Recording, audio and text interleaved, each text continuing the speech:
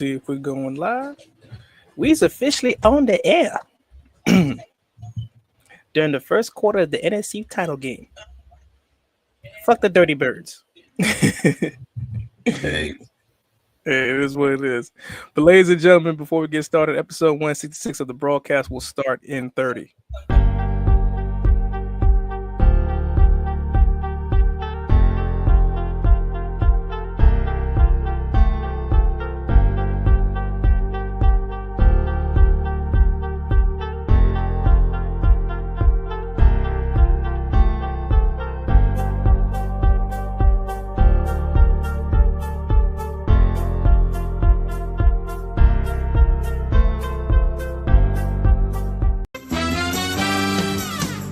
We're brothers, we're happy and we're singing and we're colored.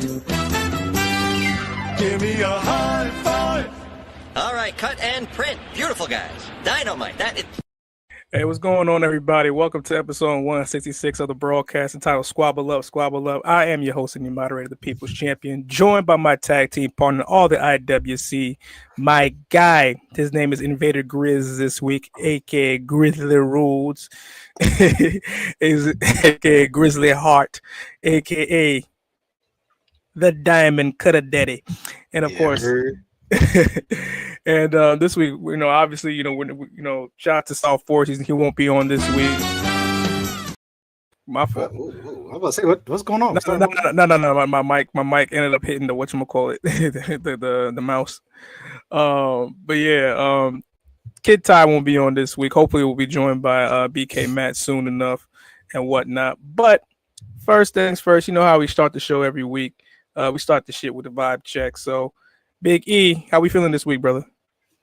Man, I've been working hard as usual, trying to get ready for that special day in February. Yeah, it's unfortunate that special day for me happens to be her birthday. So y'all know that special day. We don't got to talk about it. Yeah, I'm screwed either way. But that special day that I care about in February. The day that Falcon, the Captain America and Falcon come out. It's a very special day. Yeah, very special that's what I was talking about getting ready for. Very, I don't know about anybody day. else. We getting ready for Brave New World. Brave New World coming, baby. Brave New World's on the way. I think I spoke to my mom about that because my mom knows I'm like heavy into Marvel movies. And I was like, I really don't like Anthony Mackie as an actor. So I think the only reason why I'm really excited to see this is stall on Mackie though. I listen. I just don't like him as an actor. Nothing wrong with him. I don't know him as a person, so I can't say he's an asshole or anything like that. I just particularly don't really care for his roles like that. Now he could be a great guy. I forgave him for Tupac, man. Oh yeah, now. Listen, I'm not hating on Anthony Mackie or anything, but bro, yeah, Tupac was like. That was a Diddy decision. That was not. Man, that was not a decision of. I don't even know. That was not a Diddy decision. I don't know whose decision that was, but I think the only reason why I'm excited for this is because I love Harrison Ford. I've loved Harrison Ford in Raiders of the Lost most Ark. of the Indiana Jones movies. Yeah, most of all the Star Wars movies, including the new ones. So Harrison Ford is really the reason why I want to see this movie because Harrison Ford is 82 or something like that. In his 80s, Harrison Ford is still a prime actor. Yeah. So I mean, come on now, it's Harrison Ford. Yeah, outside of that, man, my week, the week has been good for me, man. Obviously, the NFL playoffs is coming around, and shout out to people that's been, tuning into Run the Break podcast with my boy Dre. Shout out to people that's been tuning into that, man. Tuning into some dope basketball conversations. We gotta brag and boast real quick before we get into this because we got not one but two Knicks starters are all stars and they're starters. Yeah. Y'all gonna put some respect on the New York Knicks. We got a Jamaican who's a starting point guard, and we got a Dominican who's a starting center. Crazy, right? Y'all got to put some respect. We got a Yardi and Itu Sabe. ¿Qué lo que? On the New York Knicks this basketball season. I'm gonna start talking like Stephen A. Vibes are immaculate, but it's been a crazy, crazy, crazy week in professional wrestling, whether it's on the mat or it's off the mat. But let's get to our first icebreaker question because it's Royal Rumble season, so you already know what's about to come during the Royal Rumble season, WrestleMania season, and in the WrestleMania season, there's usually a certain moment in time where the night before or a couple nights before there's a Hall of Fame. So Big E, let's ask with this first question of the icebreaker: who will be the first person to be named WWE Hall of Famer this year? Who do you think is going to be the first person that they mention? I'm getting back on the William Regal train, but Me too. I He's definitely. So they didn't have a lot nervous. of Hall of Famers last year, to be honest with you. They Usually did. we're so They did used to not. having like at least 6 or 7. It's just like it's usually one tag team, couple men, like one female, one celebrity, Yeah. and like the Warrior Award. So for me, I know a lot of people are saying Batista. Yeah. I don't know about Batista. A lot of people said John Cena this year, and I'm like, no, let's give Cena some grace. I think Cena might get next year. Either next year or the year after. No, I think it's next year because he's retiring. He's retiring this year at the end of the year. At the end of the year, so like he'd probably be the first one to go in for 26. I mean, yeah, I mean, but it. Let us breathe a little bit. Let us enjoy the Cena run, and let it breathe. And I'd say 2027 for Cena. If it's 2026, hey, cool. I mean, because the way they did it for Flair, remember when Flair quote unquote retired in 08, but unfortunately he ruined that moment.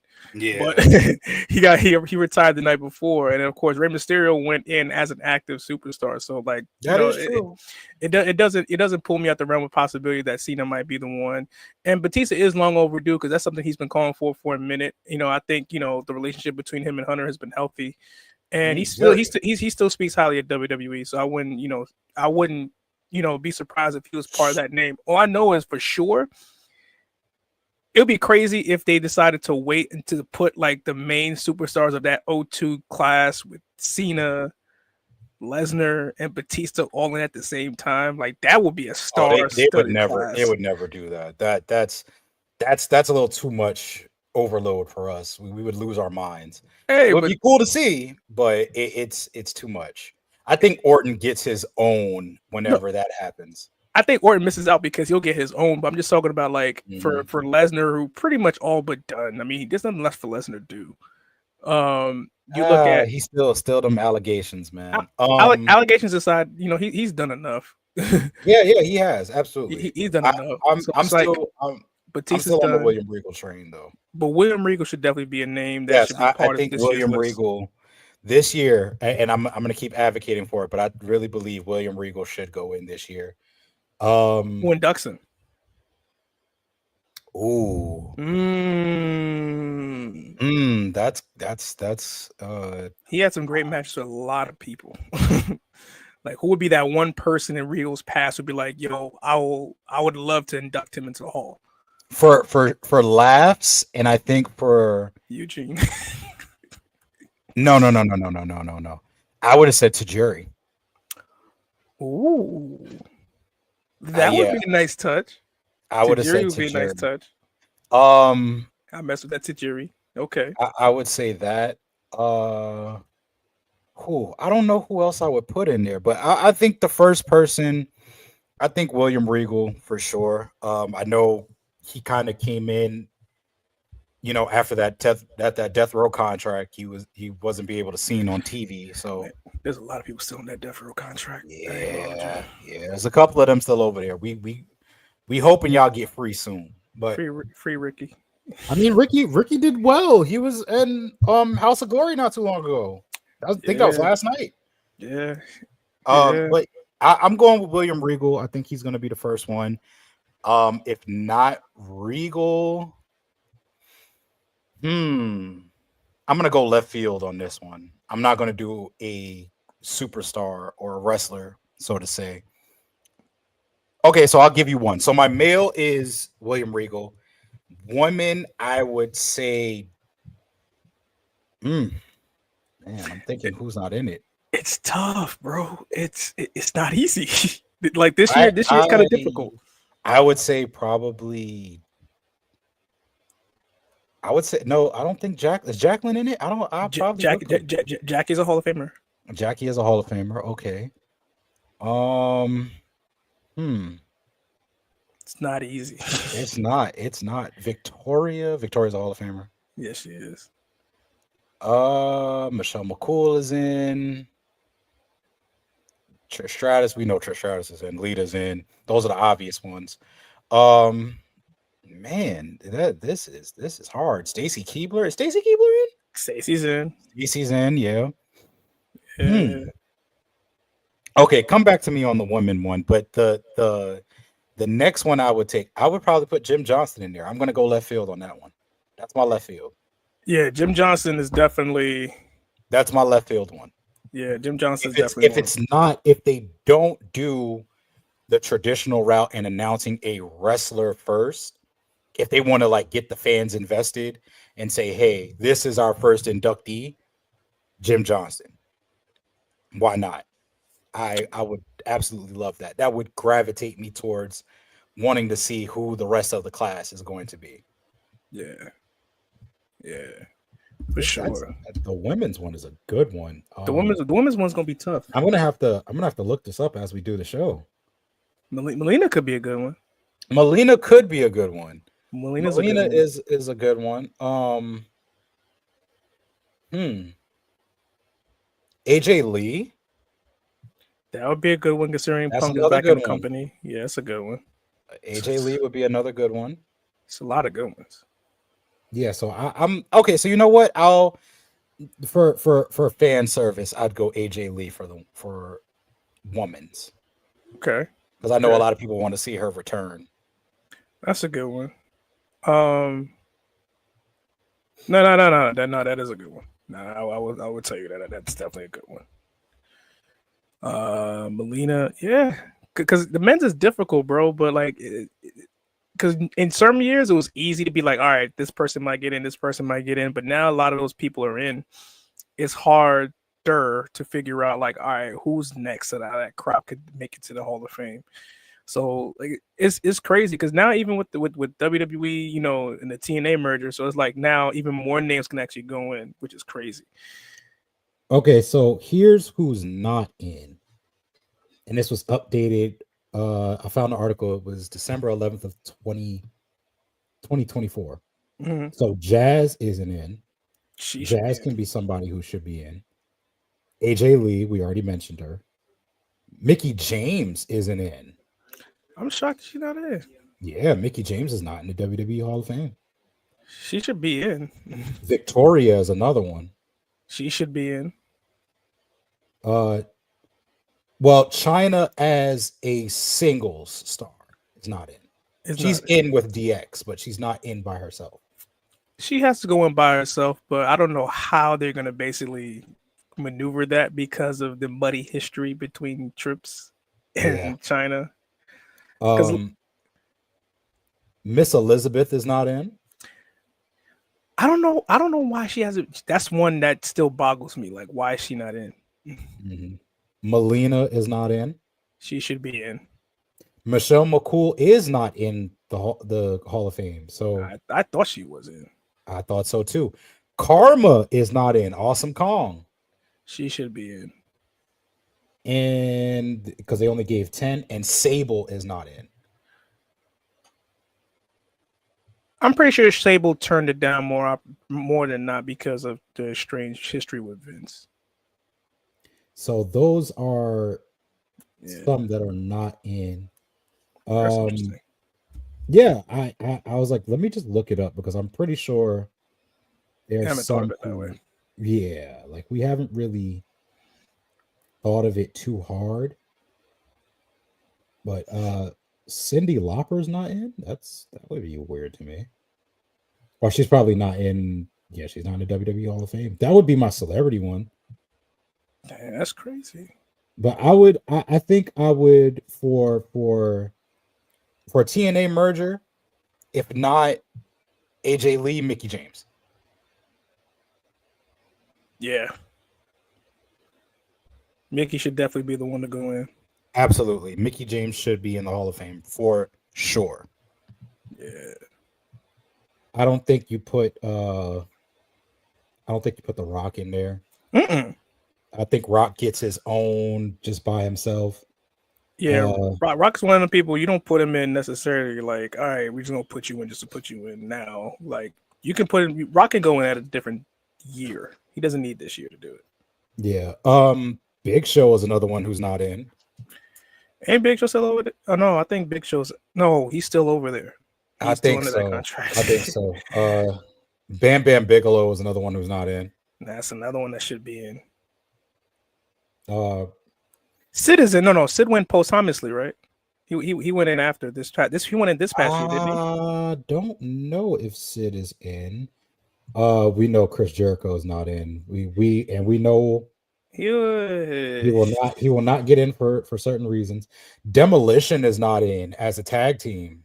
That I'm surprised about. Yeah, Demolition's not in. And Dean Malenko isn't in. I was thinking about Dean Malenko. Dean should go in regardless of even if he's over there at the other guy with AEW, he should be in. Yeah. Dean should definitely be in. Yeah, Dean should be in. Fit Finley is not in. That's another good one. I'd like that one. That would be a nice one. Having Finley, become a Hall of Famer. Like, yeah, Haku isn't in. I mean, with all them damn Tongans and Samoans now, you might as well put him in. Yeah, Jim Cornette's not in. Ken Shamrock. Damn, there's a lot of people that are not in for real. Yeah, Lex isn't in. The Nation of Domination as a stable. And all those guys are still alive and kicking. I would put the Nation in. That's crazy. Yeah, the Nation can actually go in together. Like, that would make for what? Farouk a 2-time Hall of Famer? Farouk should. There's certain people that should be 2-time Hall of Famers. Raven's not in. Raven's long overdue. Rick Martel. Rick Martel's another one that's long overdue. Yeah, there's a couple of people that I'm looking on this list that are not in the Hall of Fame. That's crazy. Yeah, there's a couple of people that's not here. I don't know. So I mean, let's put that up as a poll from the fans' perspective. Who do you guys want to see go in the Hall of Fame? Vince McMahon isn't in. I mean, he ain't gonna be in until he dead. I ain't gonna hold you. yeah. I mean, he's not going in while alive. He is the even if the allegations, even if like he paid off the courts and stuff like that, he gets away with it with this and the third. He's not going in until after he's dead. Yeah, because he ain't going. This list isn't really updated because I see the Steiner brothers are on here. We know they went in. They're in. Yeah, I said this list isn't really updated. Yeah. The Great Muda's in. That's on that list. The Midnight Express. I think they were in. Didn't they get in like that? Because Jim Cornette was the one that helped induct them. Yeah. I remember that. Yeah, there's a couple. This list isn't really that much updated. Shane McMahon would be a good pick. Yeah, it's crazy. I see Shane going in before Vince. Yeah, that's crazy. Your son goes in before you do. And Owen Hart, we know the business with that. What's going on? I would like to see the Nation go in. Nation would be nice. Like to see that as a group. It would be nice going in. Godfather, Godfather would be a 2-time Hall of Famer. Mark Henry would be a 2-time Hall of Famer. Farouk would also be a 2-time Hall of Famer. D'Lo would be first time. Rock would be a first time, obviously. Right, Rock would. I think that's how you open the door to the solo induction of the Rock, because that's death taxes. That's gonna happen. Yeah, but same like Trips with DX. Like they're already in the hall. Right. Trips is definitely going to get his own as well, but I think you do. I think you do the Nation as a way for the Rock to get in there. And like you said, you got guys. Mark's going to be a 2-time. Farouk's going to be a 2-time. Godfather's going to be a 2-time. Really, if you really want to talk about it, Farouk should be a 3-time Hall of Famer. APA, yeah. No, he gone in. No, he went in with the APA. Right. He should go by himself. That's right. You're talking the first WCW African American WCW World Heavyweight Champion. He should go on off by that merit too. All right, off by that merit alone, he should be a Hall of Famer by himself. Nah, I mess with that too. But we'll wrap that discussion up. We'll open the floor to you guys. Who do you guys want to see going to the Hall of Fame that isn't there? Is there somebody that went in with the group that you feel should go in there solo, or as a tag team? In the instance of, well, we know it's not going to happen, but I'm just using them as an example. New Age Outlaws. Oh, that's a crazy case. It's not going to happen because Billy is still under contract with AEW, but that's a team that would go in there. But that would make them 2-time though because of DX. Absolutely, so and it should. Yeah, I mean they're already in, but it's like 2 times because of DX. But then again, Billy did come over when they got inducted, and he was talking about AEW. Well, that was a special time. That was a special. Yeah, that was that. They already had the ink dry. But he still had to fulfill the obligations. Yeah. Nah, I feel you. I ain't sure Tony gonna do that now. No. All right, quick. All right, so like, we can definitely pick this conversation up another time. Next icebreaker question. Is wrestling currently in the boom period? Reason why I asked that question is because of the fact that the way mainstream media and pop culture has picked up wrestling back up again. You see Vanessa Hudgens at shows. You see Travis Scott. His whole video, if you saw it recently, was like wrestling themed. George Kittle and his relationship with Penta. Obviously, NFL players, they always attend WWE shows. You saw Matthew McConaughey last night at Saturday Night's Main Event. Do you feel that the way wrestling is, peaking right now, popularity wise, you think that we are in another boom period right now? I don't know if we're in another boom period. I know the old adage is, history repeats itself. Yeah. I think we're in an era. Vader Chris on like some fit shit. Here we go. Respect Gurr. Facts, respect. I think we're in a. It's your job line. No, it's all good, bro. As long as you're watching, it's all good, brother. I feel like we're in a period of time where wrestling is being a part of reality. It's a part of pop culture again. And I think for the longest time, wrestling has not been a part of pop culture. Wrestling was only exclusive to wrestling fans. Now, which I have to again commend Triple H for this. He's opened the door for wrestling to these other outlets, seeing that guys like a Travis Scott, like Matthew McConaughey, who's an actor, coming to see these events. A Vanessa Hudgens being able to come backstage and see the women wrestlers and the male wrestlers, and being invited to those events every week. Like I Show Speed. Yesterday, he got invited and that's the next thing too. Remember, we always say this on the show.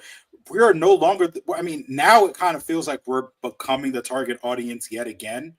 It's about that time. But it's still more so catered to kids. The kids coming up, and those kids coming up, they're seeing their favorite. Let me wear my hair out, man. And they're seeing their favorite streamers. They're seeing their favorite influencers on these shows. And then on top of that, with being that TikTok was gone for a minute and came back, when TikTok came back, you also see your other influencers like Kai with John Cena. Yeah. So it's like, oh, they like wrestling. Let me check this out and see what this is about. And they start to see the product, and they see the product for what it is, and it's more reality based. I know, a lot of people feel like, oh, we're in the reality era. I can attest to that. I feel like we are. I feel like something that Ty said, and I'm probably paraphrasing, but there's really no face or heel in wrestling. It's more so to do with realism, like who's justified to do certain things. A face isn't really all a good guy most of the time.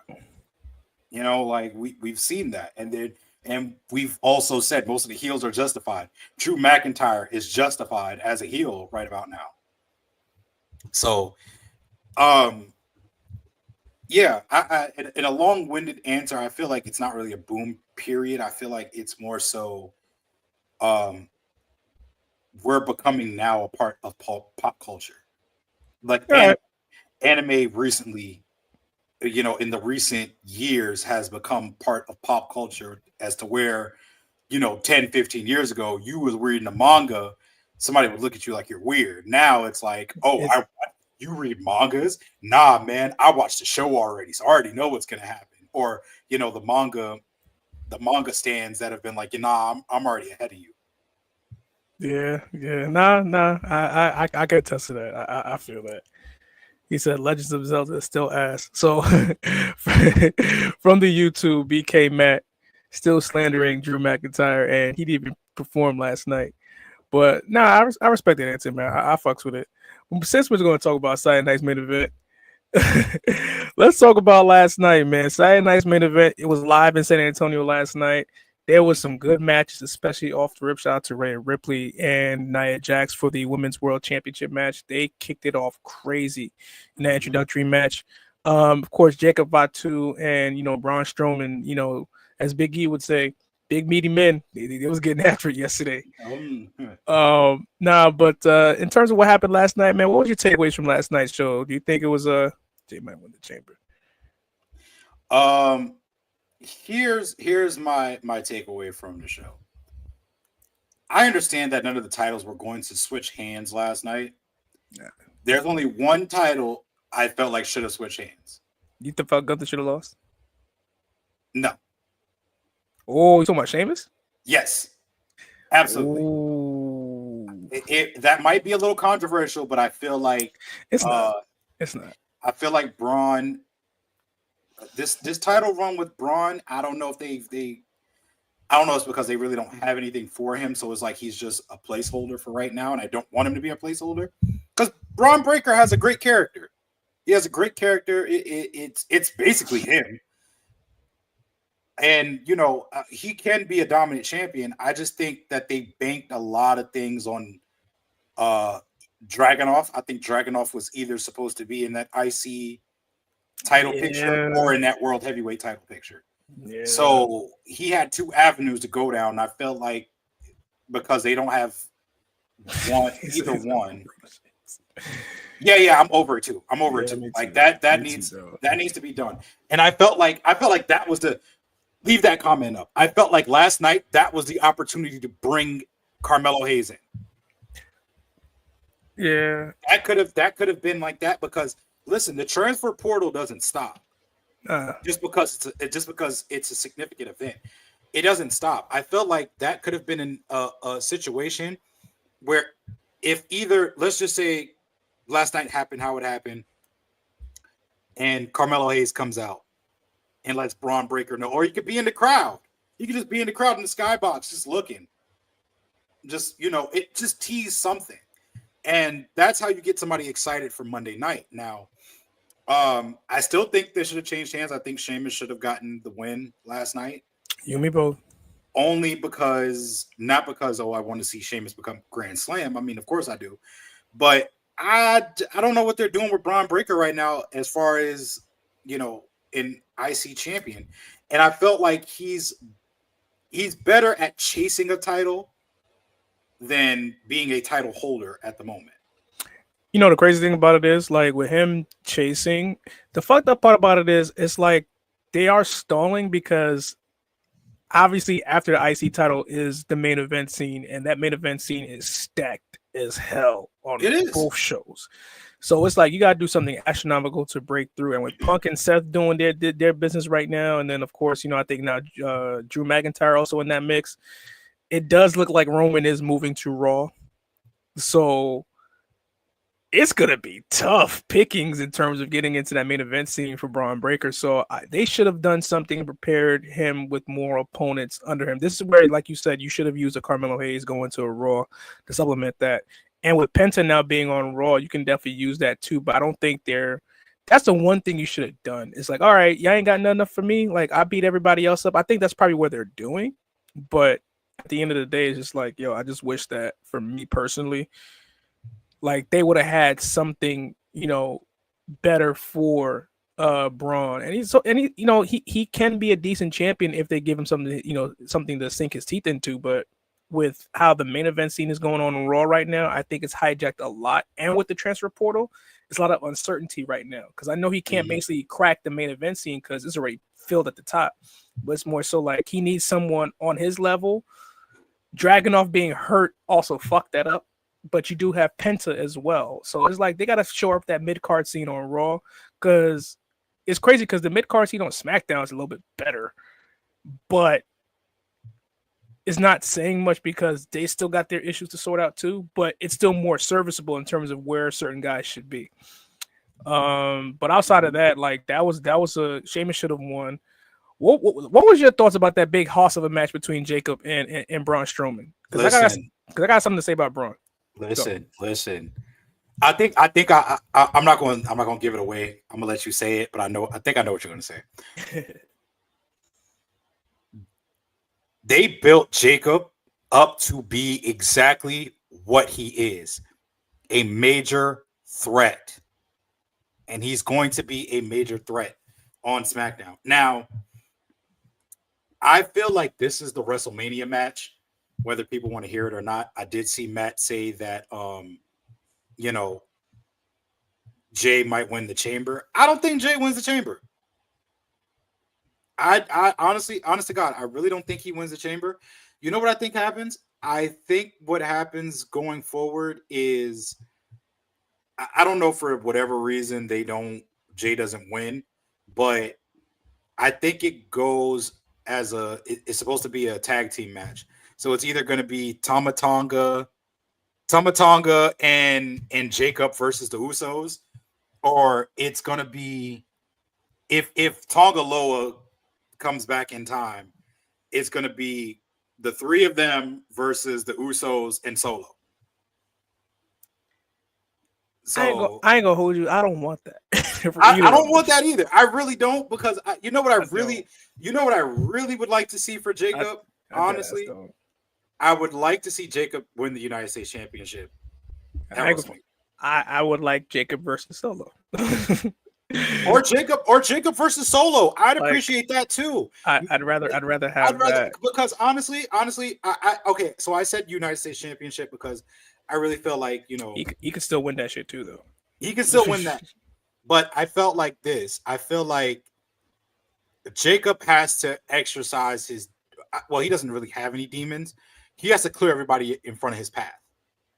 Solo walked out on him, so he's like, "Nah, fuck that. I ain't going for that." Like, no, you got to catch this smoke. Like we got the name of this show. We got to squabble up. We got squabble up, man. He got to squabble with Solo real quick, but I don't know if they go the. I guess that's because that's just such a Vince route for us to go. I really feel like that's what's gonna happen. That 3-on-3 tag team match where it's like, Usos and Solo in one corner versus, ain't nobody realer than Gorilla and Jacob. Oh, I'm just tired today. Yeah, tired. Ain't nobody realer than Gorilla. I feel like that's what's going to happen if they do that.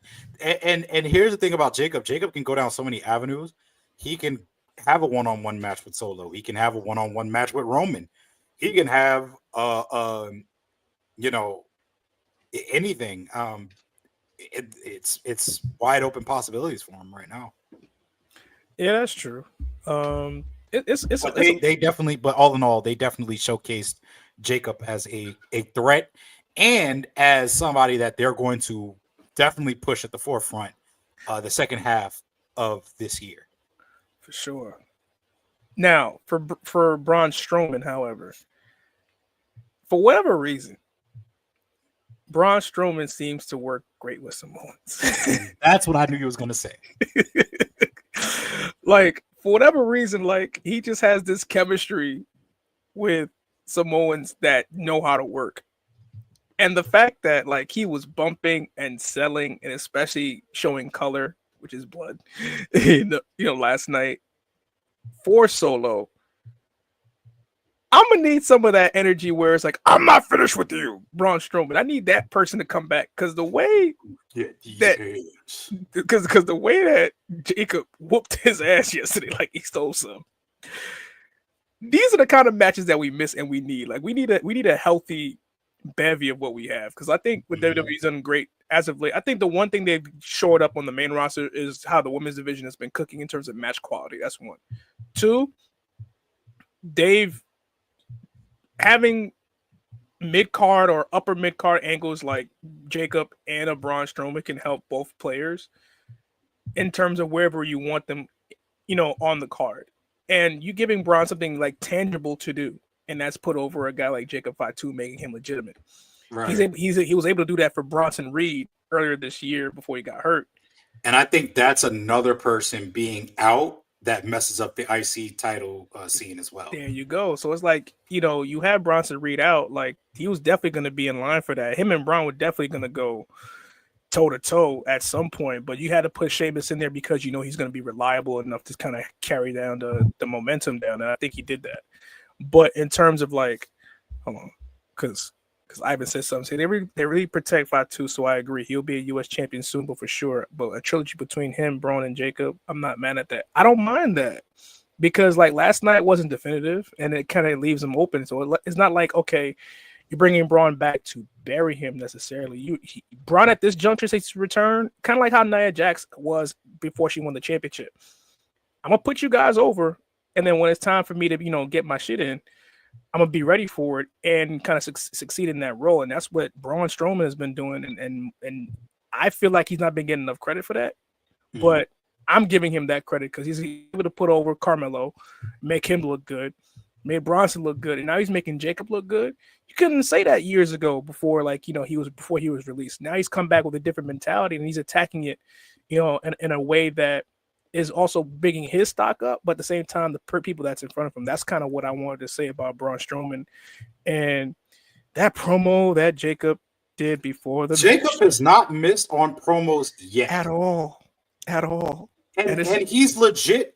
And if you guys paid attention to him in MLW, he is legit, and I'm not trying to call him out on this. He's legit doing the same promos he was doing in MLW. Minus the cussing. It's the same exact promo. Same exact, still hits the same. Not saying that he couldn't come up with something authentic here and it still hits, but it's like, yo, I can use recycled bars and y'all still gonna fuck with it.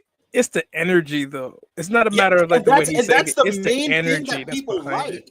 And that's why when you go back to like what we said about, is this a boom area? And I said, no, it's more pop culture in reality. And that's because this is how people are in real life. That's how people feel. And when you have somebody that you can relate to, and somebody that's like, yo, like I can relate to this person, or I know somebody like that. Like, yeah, you can relate to them. You can relate to a guy that Drew McIntyre, who's upset with the bloodline because every time he's had a chance at becoming champion, it seems like it's been taken away from him. Yeah. You can sympathize with that. You can sympathize with a Cody Rhodes as to why people keep questioning him about, hey, why aren't you doing things like this? Or why aren't you doing things like that? When you're trying to stay on the straight and narrow, and it's just like, bro, you don't want to see that side of me, and I don't want to give you that side. But it's there, though. It's there. It's there. I can show it to you, but I don't want to. This is the guy who I choose to be. So, that's why I think Jacob is such a likable character. It's because it's real. It feels real. It doesn't feel like a manufactured wannabe character. Oh, it's real. It's damn real. It's for the jail records say so. No shot at Jacob. Bruh, the way Michael Cole said that, brought up his incarceration record was crazy. Okay, so because I thought I was the only one that caught that. I mean, shouts out to Michael Cole being keeping the story going, because he was like, somebody bring out the damn SWAT team, somebody bring out the Navy, like he plays up to that, and that's and that just proves to show that Michael Cole is a professional. But going back to the show, the ladder match, the contract signing, it served its purpose. It served its purpose. It was filler. It was more so, okay, we got to get this done. Did they just abandon the part of the story where Cody isn't cleared just yet to compete? They skipped over that when they did the signing. They completely skipped over that. Yeah, no. They did mention saying, I'll be healthy, come Saturday. I think that's what they said, but they didn't say like he was necessarily. But Nick, this whole thing before he even made the ladder match was, we got to clear you first before you could compete. Yeah, they completely. Maybe they'll talk about it on Friday. Maybe, but you know what my thing was? I felt like they should have did this for the story.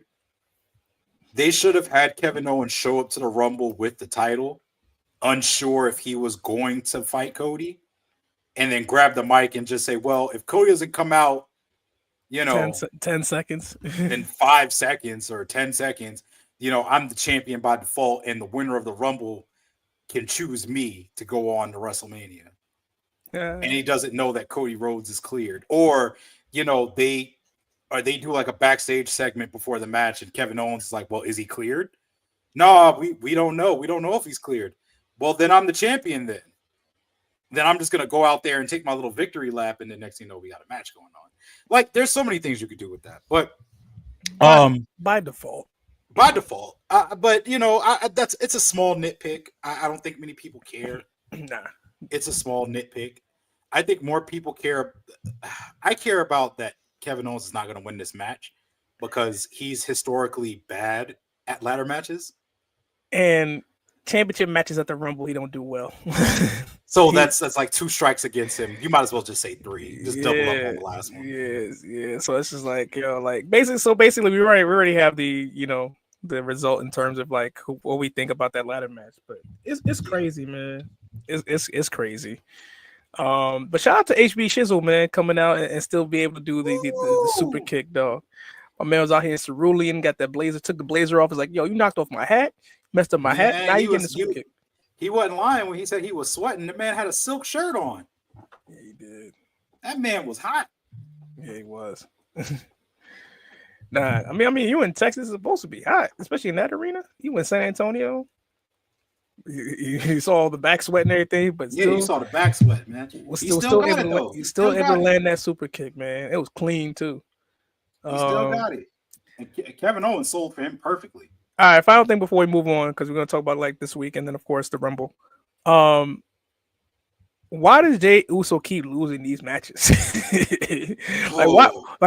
Why build my man up, have these great moments and stuff like that if you're just gonna basically just have him lose? Like from the tribal combat, from the Hell in a Cell match against Roman to all these big championship matches, you have him lose. That's where I feel like I'm 50-50 with what Matt said. Matt was like, for anybody who's not in the comments, Jay might win the Elimination Chamber. I don't think that's gonna happen because okay, if it doesn't go like regular WWE rules, as me saying, if a Raw guy wins the elimination, wins the Rumble, then SmackDown gets the Chamber. But I think, what I think is going to happen to where that could probably set up like that. Punk goes on to win the Rumble because, he's the clear-cut winner. For me, I don't know. I don't like when we get to that question. He's the clear-cut winner. Know. I don't. He's the clear-cut winner. Okay, so when we talk about it, when we get to the Rumble, I'll explain. But I don't know right now. To me, he's the clear-cut winner. I don't think there's anybody else. But I think you set it up for Jey Uso to win the Elimination Chamber and get a shot at the World Heavyweight Championship. I don't see why not. I don't see how you don't pull that trigger. It could be a different amount of things for that story to be set up. This could be a thing where Gunther is just like, bro, like, why don't you just lay down Why don't you just lay down and die already? Like, bro, I done beat you. I done beat you for the Intercontinental Championship. I done beat you for the World Heavyweight Championship. What more do I gotta prove to twice? What more do I gotta prove to you? What more do I gotta do? And you know, it could be one of those kind of things. It could be a thing where, you know, Jay could give one of those passionate promos he gave when he first fought Gunther for the IC title, you know, when it was Umaga's birthday. That night it was Umaga's birthday. He could do one of those things. You can carry a story with Jey Uso, and I don't see how the quote unquote wrestling year restarts and Jey Uso is not your champion. Yeah, he's too over right now. I mean, that crowd was a little dead. The mini yeet was really cool to see. The little kid doing the yeet and slapping him 5. That was pretty cool to see. But there's no way that you turn him heel, and there's no way that he's not your champion. And I'm not talking a tag champion. He should be a champion on his own. She should be the champion for this show. And I feel like this is what the World Heavyweight title has proven. The World Heavyweight Championship has proven that anybody can hold this title. Because Damian Priest, even though he was poised to be a champion, a lot of people didn't believe in Damian Priest in his title run, and his title run was really good. It was good. He carried it. He like sometimes the title makes a man, but Damian Priest made that title, man. He had a really good run. People sleep on it, but he had a really good run. Almost better than Cody at one point before Cody really got going. Exactly. Yeah, it is unpredictable. It is unpredictable. I think it's predictable when it comes down to the Rumble winner. Yeah, that's just me. I'm not saying that I'm mad at it, but sometimes predictable is a good thing. Unpredictability is even a better thing too, because it's an even better thing. But I think it makes you want to watch at this juncture, because me and Randy will tell you straight up, like, we had Gunther picked to be a Royal Rumble winner, but he exceeded expectations to where now he's the champion. Yeah. Because honestly, if you ask us, the last year between me and Randy, last year was Gunther's year to win, not Cody's year. Yeah, he was one of the last people. He was one of the last people in that Rumble too. So we had Gunther penciled in to win the Rumble, and now he's the champion. So he's exceeded our expectations. We didn't even think about him being World Heavyweight Champion already. Yeah. You know, we thought the coronation was going to happen at Mania. No. So we're happy about that. But I think for Jey Uso, I think you do that.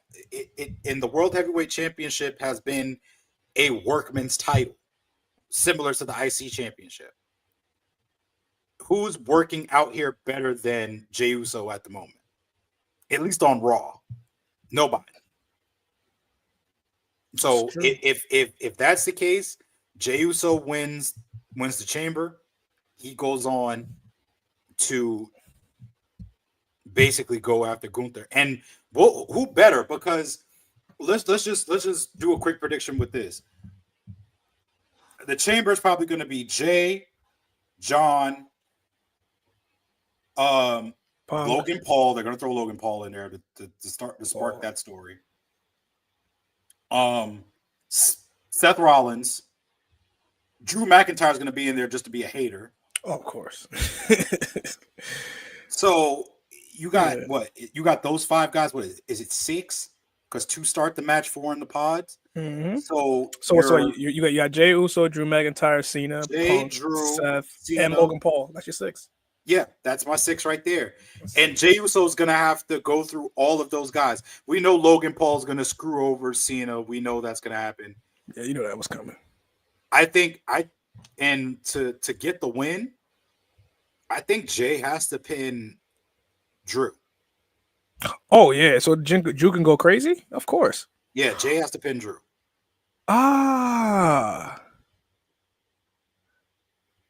You gave me keep cooking, E, because you sparked something. Keep cooking. Yeah, I respect that. Jay has to pin Drew. Nah, you cooking with that, because an unhinged Drew going into WrestleMania. I'm gonna need that. CM Punk has done everything. If CM Punk wins this Rumble, CM Punk has done everything on Raw. There's nothing for him on Raw. Nah, because He now has to. he going SmackDown. Just the exchange with him and Cody alone, and how they made him and Cody a big deal at the Rumble last year. He has to go after Cody to continue that story. Yeah, I feel like that's the right way to go. I love the fact that it's unpredictable. It is unpredictable, but I just think there's more of a story to flesh out between him and Cody. And then, of course, you know who's going to hit the transfer portal as soon as if Punk wins the title. Yeah. Which is something that we've been calling for a long time. There's nothing for him to do on Raw either. Seth's going to hit that transfer portal. Yo, I'm going to SmackDown. Yeah. You think this shit is over, Punk? No, I'm here. And he lost to Punk, and now it's like it's another reason. Keep cooking. That's what I'm saying. Like that's why I said keep cooking. Yeah. Because now look at it this way. Good, what's good, Devin? Look at it this way. Punk goes into the Rumble. Punk eliminates Seth Rollins. Seth Rollins is like, bro, nah. And then this is, I know it's kind of hard to not put Seth in a match in WrestleMania, but I think you leave Seth out of this one. Yeah, I think you leave Seth out of WrestleMania. Play with fire. I respect it. No. Creatively, I'm saying creatively. But hear me out. Keep cooking. Keep cooking. I'm not saying leave Seth Rollins out because he's not capable of having a WrestleMania match. No, absolutely not. The Mania match last year was supposed to be Punk and Seth, but injuries happened, and So here's what you do: you have CM Punk put Seth Rollins completely in the rear view. Seth Rollins is done. I mean, as of right now, Punk says that now. I'm done with Seth Rollins. Seth Rollins is not a factor to me. But Seth, on the other hand, he just lost to CM Punk. You saw what he looked like on the Netflix premiere. He's like, nah. And then he came back that next week and said, I'm entering the Rumble and I'm going to crush your dreams when I throw your ass over that top rope. So now you go and you're doing this whole thing with Drew McIntyre, and Drew is basically saying, yo, you should be on my side. Fuck all that. Fuck the bloodline. You should be with me. All this type of stuff. And Seth is like, bro, I'm not like you. I'm nothing like you.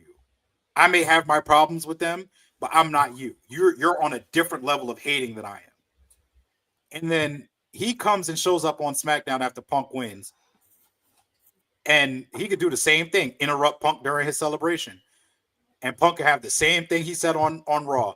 Why is it everybody keeps interrupting me every time I come out here? Yeah. Why? And then next thing you know, Seth Rollins shows up. It's not done. How they say power never ends, that's a never-ending beef. That is Peter Griffin and the chicken. That's a fact. I don't know if you do that story right away. No. But I feel like you keep Seth Rollins off TV to kind of give people something to clamor. Some people to be like, okay, Seth is having a good little run. I would even, for the indie darlings out there, if let's just say Punk does win and take the belt off of Cody, after he does a rematch with Cody, I'd probably put him with AJ Styles. With Uncle Allen getting back healthy. Get well soon. Getting back healthy. So what in the fantasy booking is going on? I'm just saying, there's a couple of avenues we go down. But all in all, let's get back to this. All in all, Saturday night's main event, it didn't really set up anything. It didn't really do anything, but it was good for a night of wrestling. It was cool. I mean, if you want to talk the flip side, you want to talk AEW. The only thing that I really liked, and I got to give her flowers for this one. Tony fucking Storm. Oh, yeah. Bravo. Yeah. You are doing that is probably the worst release that WWE is probably kicking themselves in the head about. Because Tony Storm playing like playing Tony Storm. But that was Vince though. That's more so Vince. Yeah, that was more so Vince. That was Vince. I can't blame Trips for that because Trips definitely wanted something big to do with her. But to have her basically play herself and then reveal that I've been timeless Tony Storm this whole time. Brilliant. It was brilliant. Because Tony didn't write it. It was brilliant. Like that is, I don't know who had a hand in that. RJ City has basically been producing that storyline. From what I remember, it's been RJ City. Tony only approves it. RJ City has been the one with the fucking keys. Amazing. That's been Tony Storm. You deserve all your flowers, ma'am. You deserve everything. I would not be mad if you're a 4-time AEW Women's Champion. I don't mind. Listen, I really don't mind. The best decision Tony Khan ever did was put the right world championship on the right person, and that is Tony Storm. Like, yeah, Tony's put it on Swerve. He's put it on Mox 4 times or 3 times now, or Brian Daniels and stuff like that. Damn. But the best title management decision he made was making Tony Storm an AEW champion. Like, outside of her first interim. Continue. It's like her. It's not even the title run itself, because I know people can get exasperated with the title run, but it's her character work is what keeps it interesting. And I think a lot of people don't really appreciate that. It goes to what Jay said, like in our first season when we started potting. It was like, all right, are you a person of character only or prestige? There's a rare case where Tony Storm has both. She has character and prestige. So when she is a champion, it's kind of prestigious and means something because her character can also dictate so many things surrounding the title. And like you said, it's not about the fact that she had a great title run. It's about how she was able to maneuver and manage while she's being champion. And her character alone has definitely brought more eyes onto the product from that standpoint. And focusing on that positive for AEW, that's been one of the major positives for Tony Storm. So moving forward, when she does eventually face Mariah May for the AEW Women's Championship, it's going to be interesting to see what happens after with that character, because who would be next? Me personally would say Mercedes, because like you can't have all these 4 belts and not go for the main title. So it's like, but that's something completely different. That could be a conversation down the road for something else. But from what I've seen, what she's done over the last 2 years now with the company, it's probably been the best signing that Tony Khan has done for that company, for AEW. And she's probably been the best superstar, male or female, in that company. And I thought for myself it was supposed to be Mercedes Moné, but she's even over her at this point right now in terms of what she's doing. She's over her for me. No, she's over. And I love Mercedes. Shout out to her. Today's her 33rd birthday. But outside of that, like for what Tony was able to do and has been able to do, I put her over because of the fact that, like, bruh, like what she's doing is exactly what some of those stars should be doing, bringing eyes to the company. She's doing that for the women's division on her back, and she has to be respected for that. Yeah, absolutely. Hold on, let me read this comment real quick. This is the best thing they're going on in the women's division. Time is Tony Storm, Mariah May. It's awesome story. She pulled it off greatly. Listen, like you can tell when something has been curated carefully and not in the hands of Tony Khan that's micromanaging it. I love the fact that RJ City's done a great job in allowing himself and Tony to create such a great story and letting it play out the way it's supposed to. I know some people was like, well, like how long is it going to drown out? No, they executed it the way it was supposed to be executed perfectly. She went through the gauntlet in the women's tournament and became the contender. She won it gratefully, she won it respectfully. And you knew at some point Mariah May was going to basically get that itch to basically attack her similarly the way she did last time, which basically brought out Timeless Tony Storm. It was done very, very, very, very, very well. At least on my front. I mean, otherwise, there's a lot of different things that AEW has been doing with the Death Riders and shit like that. But the one thing I can definitely sink my teeth into with that company in terms of storyline and wrestling wise right now, gotta show the ladies some love. Gotta show Tony Storm some love. definitely got to show Mariah May a hell of a lot of love in terms of how she's held that title within that story, because Mhm. it's not easy. Like for them to do what they've been doing, I commend that.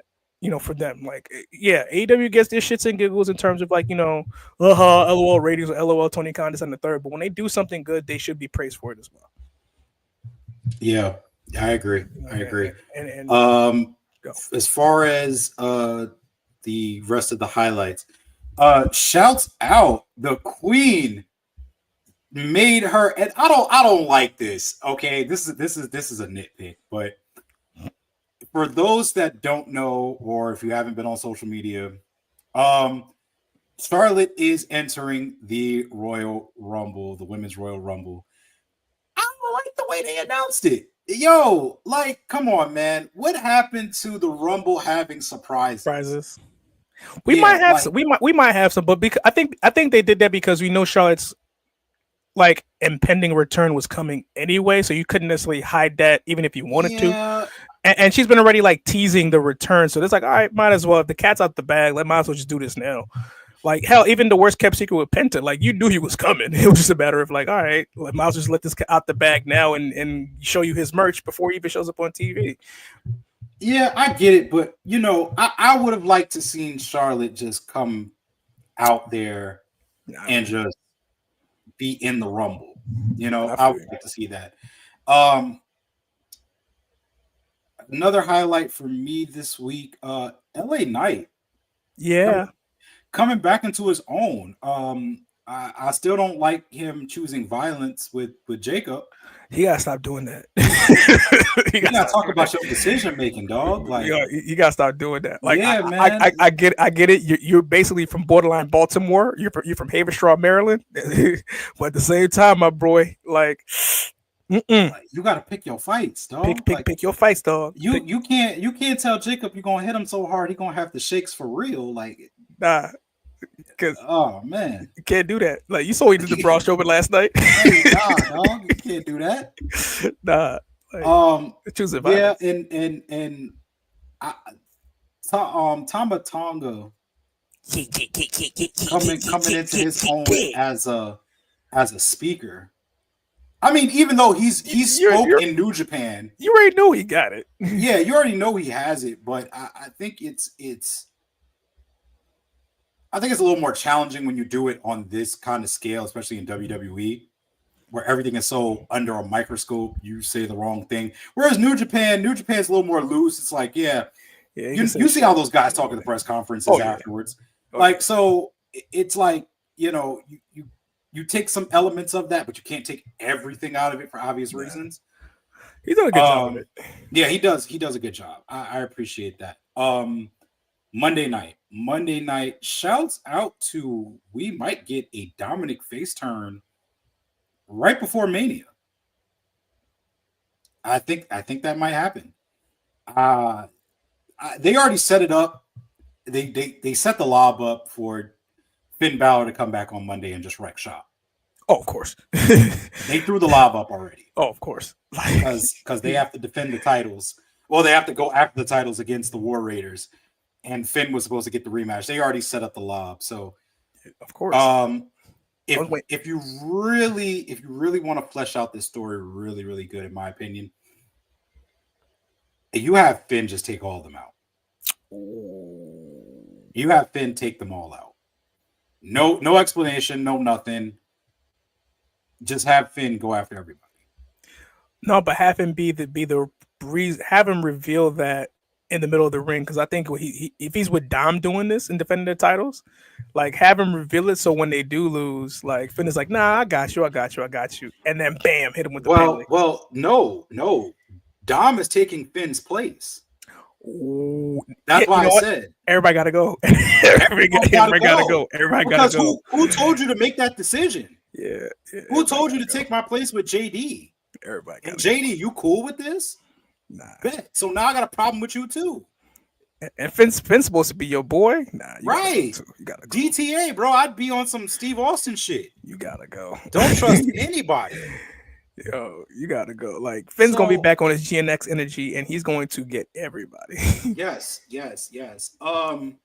So those are my highlights. I already talked AEW. Yeah. Oh man, yo, shouts out to Joseph Hendry, TNA World Champion, our baby. new TNA World Champion, man. Like, Yeah, yes, sir. let's give it up for him. Yeah, he's the new champion, baby. Joe I Hendry. believe in Joe Hendry.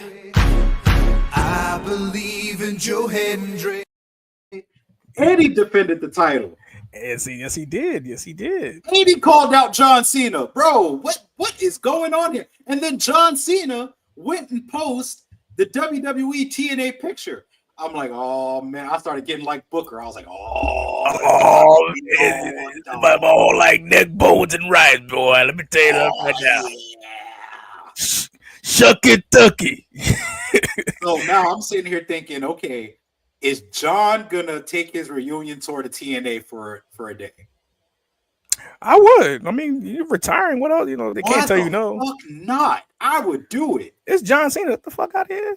Do you believe we do? We went ape shit. He definitely did. Shouts out to Ivan. He definitely did. I would, if I was Cena, I would take the match. Why not? Of course. I wouldn't do it. I wouldn't do it in a WWE ring because shout out to Brian H. Waters for this.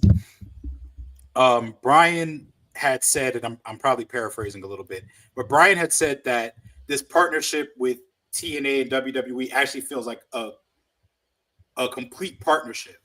It feels equal.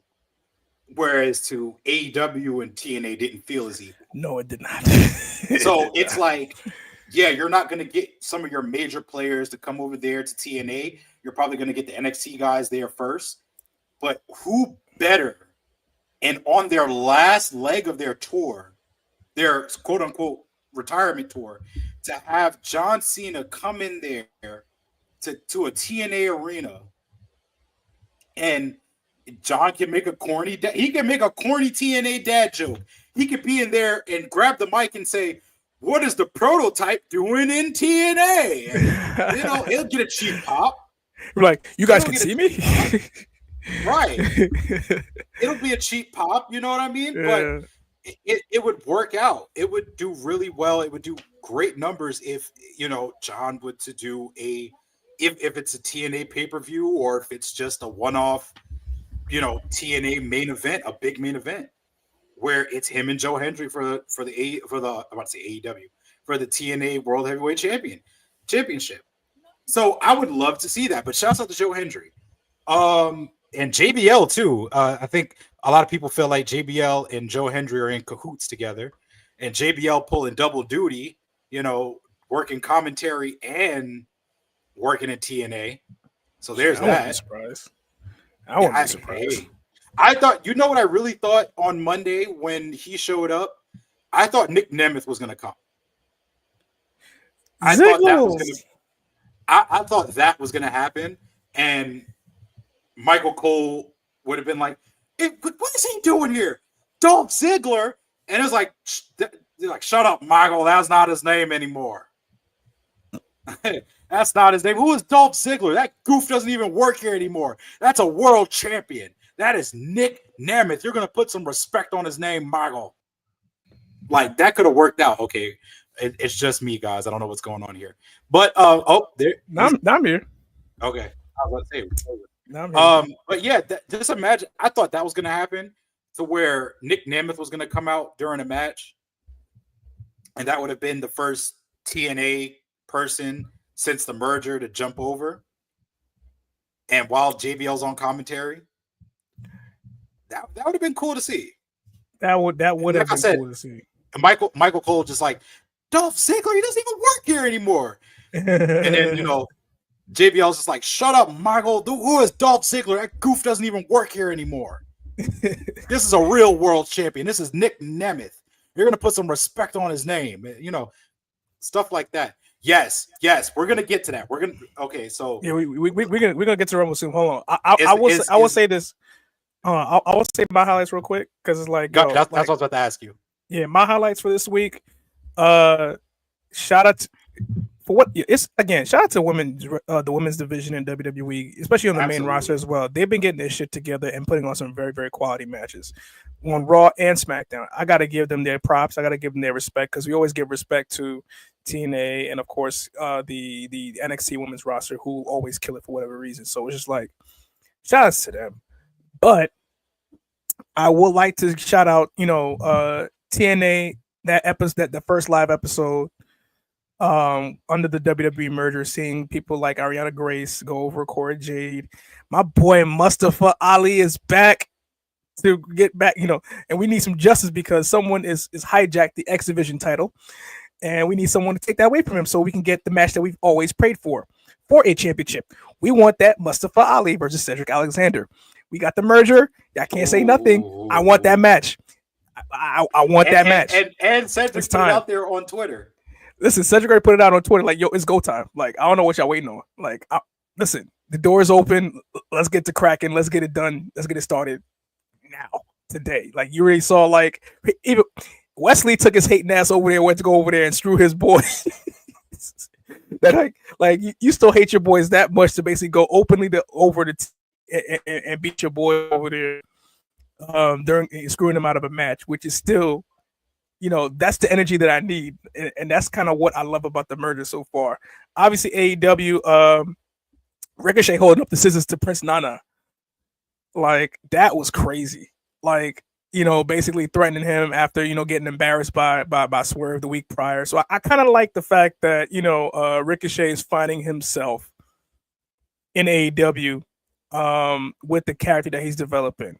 And some way, somehow, I still feel like Samantha, might be like the manager that might come and be the official mouthpiece for him moving forward. But I do like the fact of where it's starting. So listen, again, people shit on AEW just to shit on AEW, but when they're actually doing something proper and right and letting certain things marinate, got to give them praise as well. They've done a good job in that as well. What other thing? Obviously, SmackDown. You talked about LA Knight. Calling out. Gotta stop doing that. But Come on, hey, man. But shout out to Big Jim, like out there hooping. Last 2 weeks on SmackDown.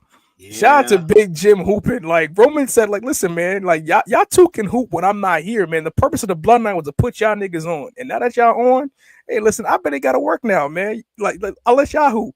I'll let y'all call the play.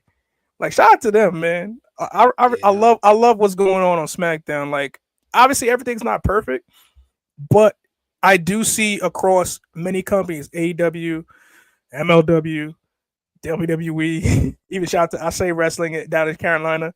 Like everything this past week has been on their P's and Q's, and I love it, man. I love what I'm seeing.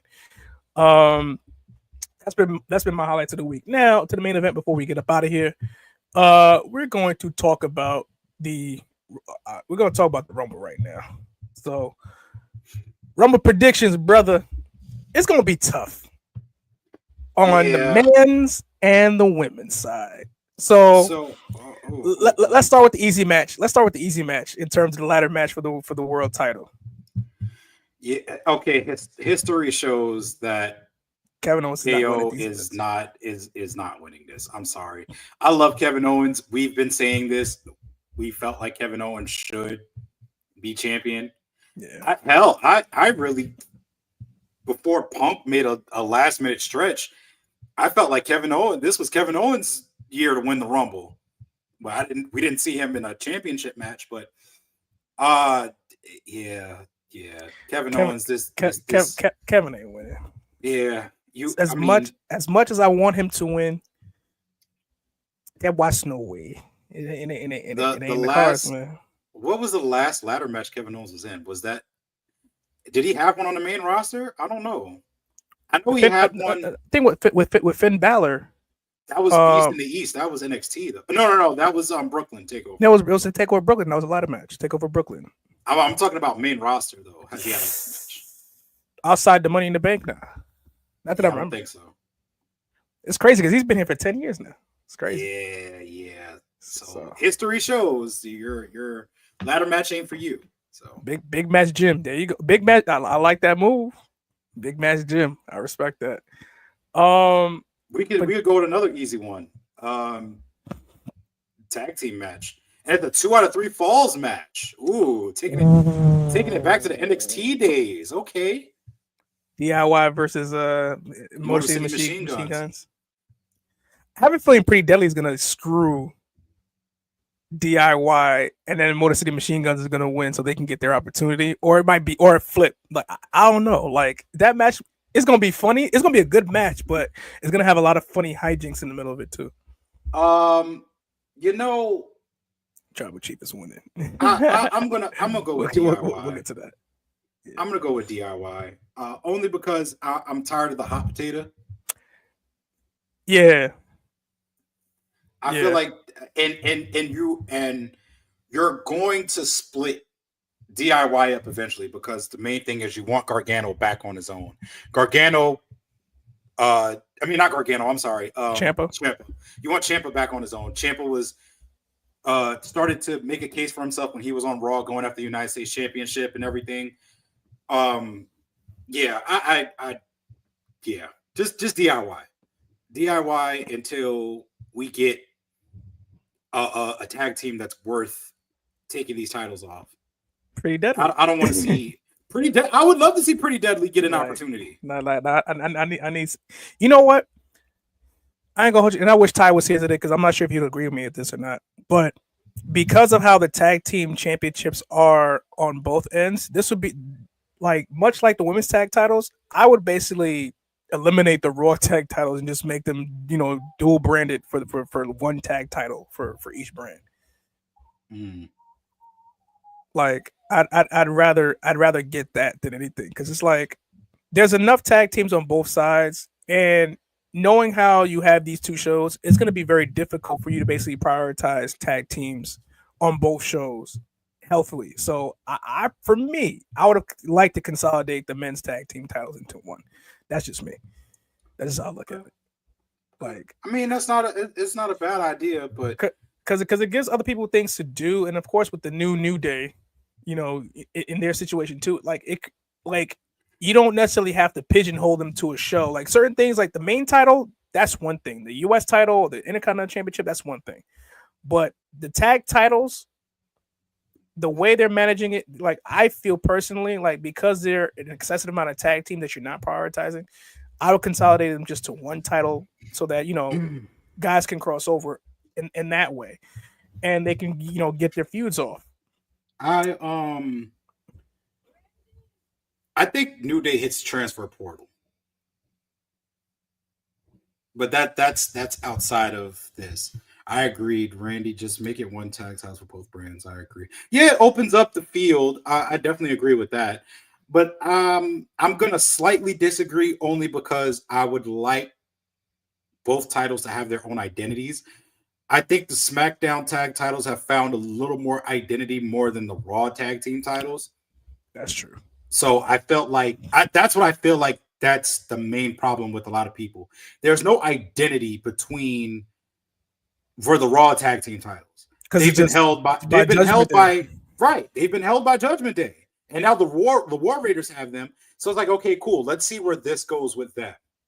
And let's see if they're going to give this a real feel to where it's like, okay, there's a tag division on Raw. There's the SmackDown tag titles seem like they're the biggest prize on the show. They are, because you see Pretty Deadly after them, you see DIY after them, you see Legado del Fantasma after them.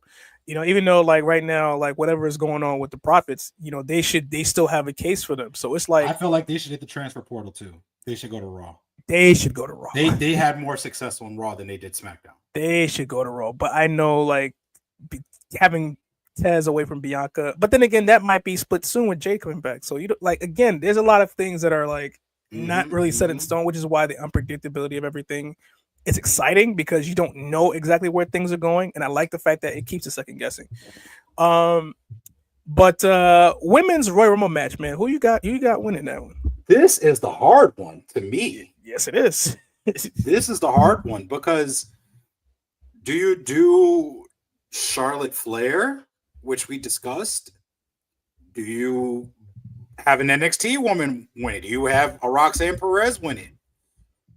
Better yet, here's a better question. Okay.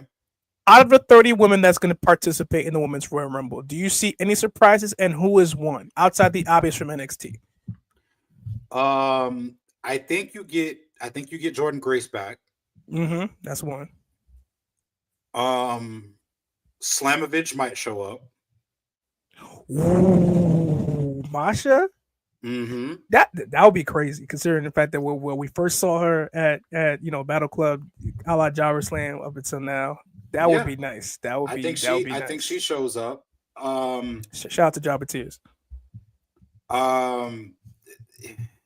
Is Savannah Evans under contract with them? I don't think so. With TNA, yes, she is. I would like to see Savannah Evans there.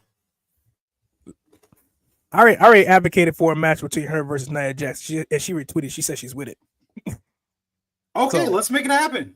I need to make that match happen. Let's put those two beautiful women in a ring together. So please, AJ Lee for once. Look, guys. Y'all, okay. I want to put this out there real quick, please. Real quick. I hear you guys with the AJ Lee. I hear you. I'm with y'all too. I respect the comment of everyone saying AJ Lee. But the AJ Lee glazage is starting to get like the Brock Lesnar glazage. And glazage is not a word, but it's starting to get there.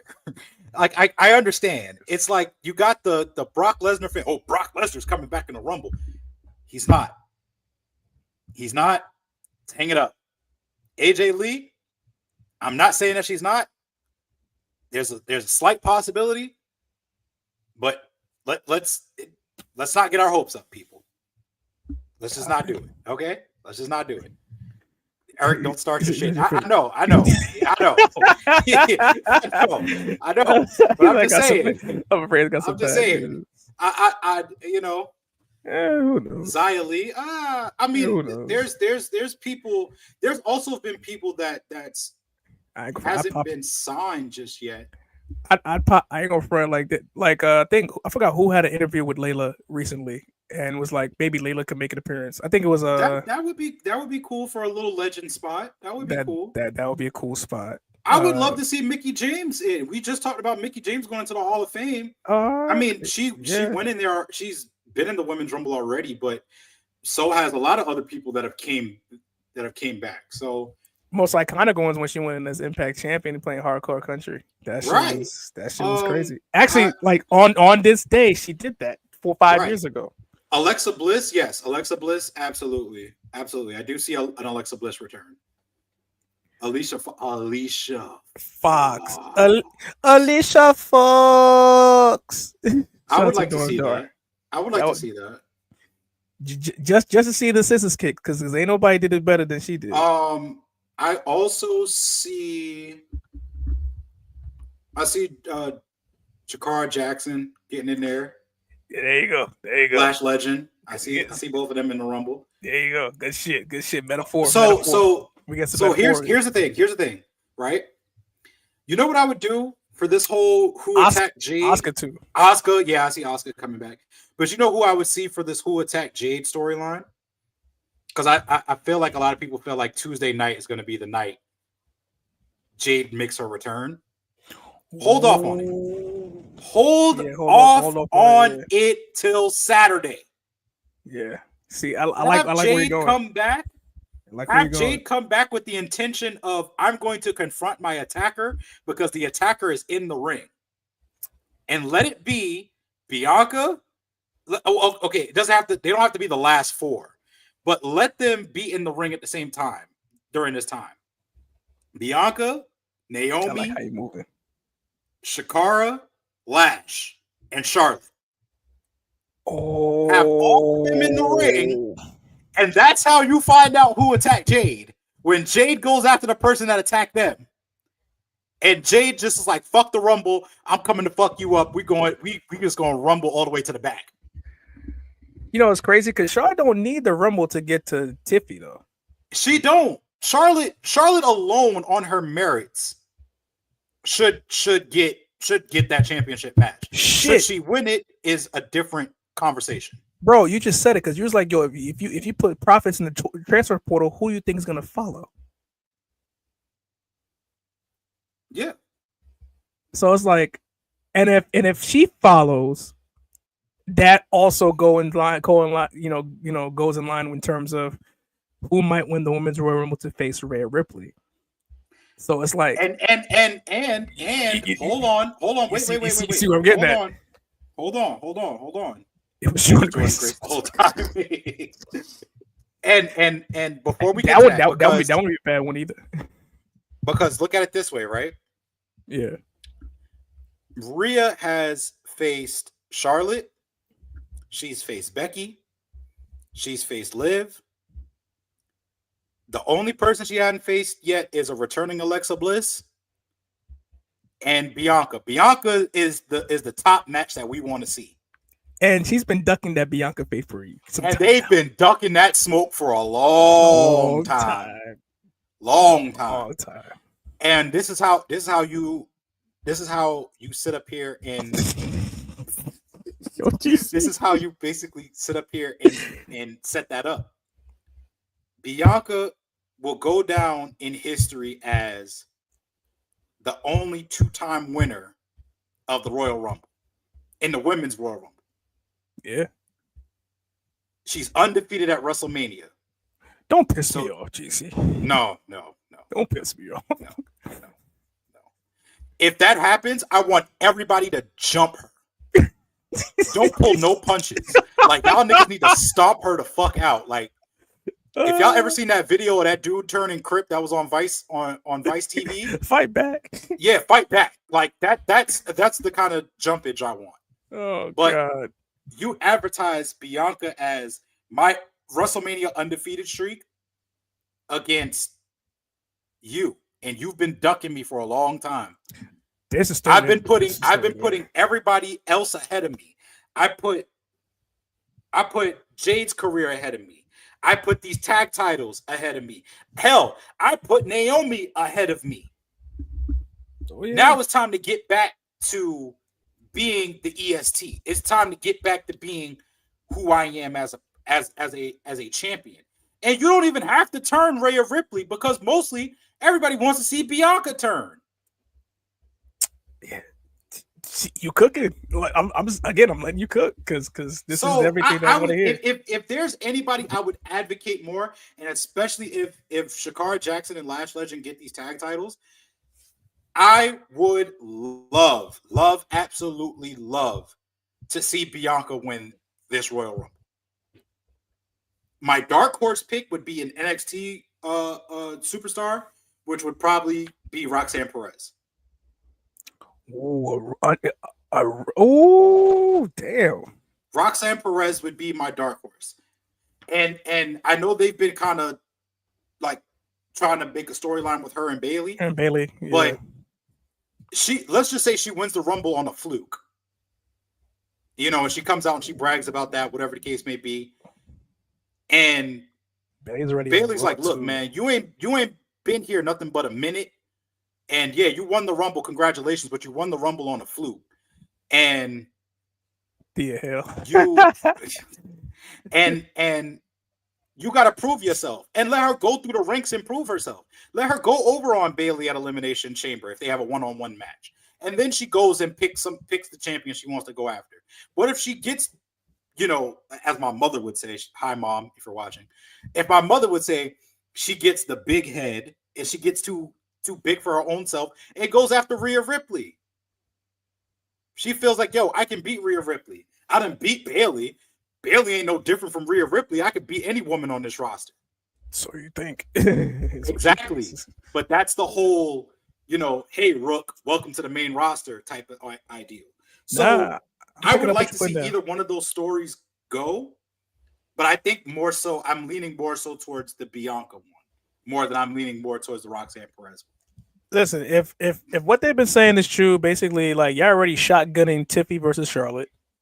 Charlotte does not need the Rumble for that. And then you're already basically putting Bianca and Rhea, which should have been a match a long time ago, and the fact that we're getting it now, I think the sign for the women is a little bit easier, but it's still tough because like every certain females that are at the top right now have a legitimate chance, and that's the best part about this year being very. It's predictable, but not yet unpredictable in terms of the women. The men's a little more difficult, but Now let's get to that.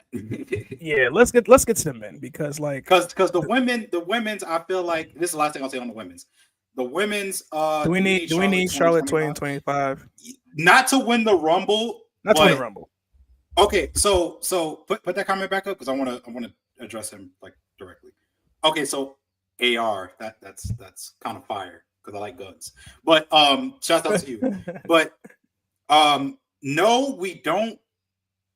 And I said this last week. Charlotte can get the title match at WrestleMania because this is Vegas. You know what I'm saying? You're gonna put your biggest stars on the card. So leaving Charlotte off of a WrestleMania in Vegas is kind of doing a disservice. You're gonna put your big headliners on there. Now the question is, does Charlotte need to win? No, she doesn't. And we'll talk about that at a later episode.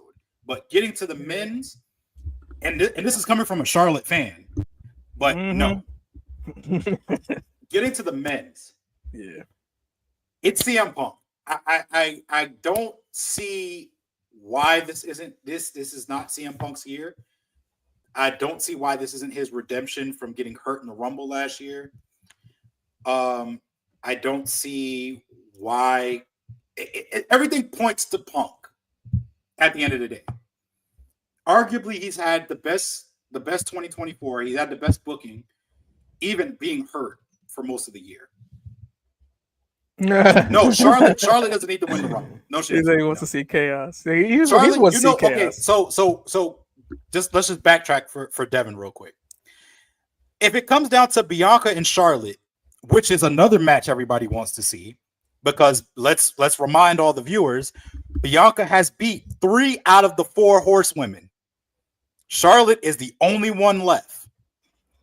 So if she eliminates Charlotte, and it's her and Charlotte, and Bianca wins that Rumble, goes on to be champion, that's going to be our SummerSlam match. Keep cooking. Yo, he's been cooking all episode. I fucks with this. That's going to be our SummerSlam match. And the story with that is going to be, well, Charlotte, you've never beaten me. You may have beaten everybody else in my little clique, but you haven't beaten the queen. And you're historically horrible at SummerSlam. That's true. So Bianca has to exercise that demon. She has to not exercise one demon, but 2 demons. Yeah. The story writes itself, people. But going back to the men's Rumble, everything points to Punk. Punk had the best booking for 2024. I know a lot of people. You could make a lot of arguments for a lot of other people. I don't think Sami Zayn. I think Sami Zayn's year was during that Roman run, and unfortunately, it just wasn't for him. Yeah, he was just a martyr in everything, as usual. Kevin Owens. I mean, Kevin Owens not even in this match. He could be. He could get disgruntled and say, "Fuck it, I'm gonna put myself in a Rumble to get back to Cody." Yeah. Last ditch effort. I'm trying to think who else is in this. John Cena. John could be in. John's not winning it. John's in there for nostalgia, fan service. Of course, this is retirement run. Logan Paul. We all know. Logan Paul's definitely eliminating that dude. Yeah, that's. I think that's where you start the seeds getting planted with the Logan Paul situation. Roman. I would. You know what? I would love to see that because it would piss a lot of people off. He might have a spot. He might have a notable spot. He's gonna have a WrestleMania match with Finn Balor. Yeah, that's gonna really solidify Dom as to what a lot of people denying him as a really a great superstar. But anyway, I think when it comes down to Roman Reigns, a lot of people want to see Roman Reigns. Some people want to see Roman Reigns go over. Some people don't. I get it. I get why people don't want to see Roman Reigns. We got a 3-year title run, probably the best 3.5-year title run we've seen in a long time. Very entertaining. A lot of money was made off of it, a lot of profit, but we're exhausted. A lot of us are exhausted. Why don't we see this? Why don't we see Jacob? Jacob and Roman. Jacob eliminate Roman. Yeah. Yo, you broke my tribal chief's heart. You took his smile. You know what I mean? Tanahashi's gonna. That would be. That would be something. That would be something. Nice. I'm not even gonna lie. That would be nice to set it up. That would see if that happens. I'm pretty sure Tony Khan the next week is gonna be like, I'm gonna put this match on because they got Tanahashi. I would. It's we do business with New Japan, not you guys. I wouldn't be mad at it. No, I got Jey Uso winning the Summonter in the room. Listen, Ty's not here. You're talking his language. He's not here right now. But I'm gonna go with CM Punk. I mean, LA Knight's gonna be in it. Do you have better yet? Who's your final four? Final four? Punk, Drew, Seth, Roman. It's a nice four. I think all those stories intertwine with each other. Now, to cause more chaos, does Punk throw Roman over with Heyman just sitting there watching? I think no. I think you see the favor here. Roman doing him the favor if he got kicked out early? I think you see the favor here. I think you see Roman giving his services to Punk as a way to, secure his victory. Damn, so you basically gonna get Seth and Drew unhinged completely going into Mania season. What more? I love it. No, because look at it this way. Their whole thing is Drew's kind of trying to convince Seth that Roman is still this bad guy. Yeah. Seth is saying, yo, I'm nothing like you. That's a good four. Drew. I'm nothing like you, Drew. I'm not going to stoop to your level. I'm not going to join you in this whole thing. Oh my God. Jesus. No. I literally just said this. No. Brock Lesnar was accused of sexual relations with people. Jesus Christ. The man was sitting there sharing text messages with Vince McMahon about and sexualizing women. He's not coming back. Stop. Jesus Christ. Y'all are killing me with the Brock Lesnar shit.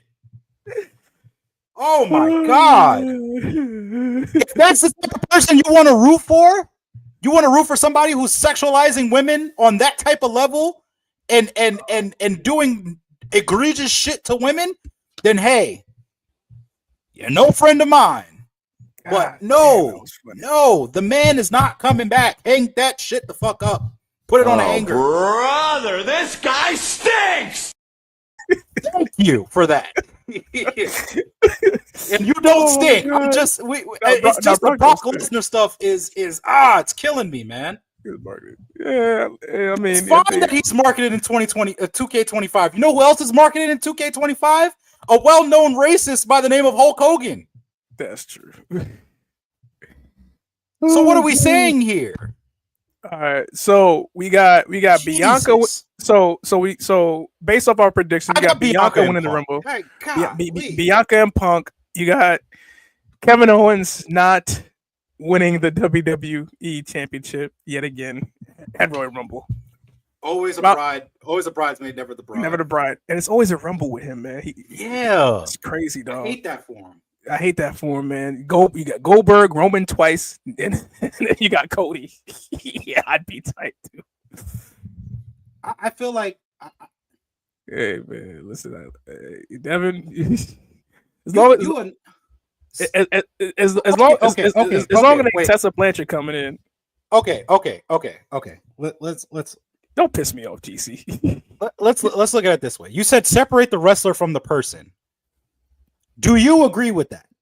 Do you agree with a person involved in sex trafficking and sexualizing and having these sexual abuse allegations with someone? Do you agree with that? This is not even a wrestling topic anymore. This is now natural human ethics here. If it's not okay for the new owners and Vince McMahon, because let's talk straight here. If this was okay, Vince McMahon would still be running this company today. If that were the case, Vince McMahon would still be in power if you're going to separate the sexual allegations from the person. And you're going to say, oh, well, Vince is not a wrestler. No, he's not. Vince was the owner, which he should know even fucking better. It's even worse. That's even worse. So you're telling me because the man is a wrestler and because he entertains you, you're going to give him a pass on how he treated, how he looks at women and over sexualizes them and involved in sexual trafficking?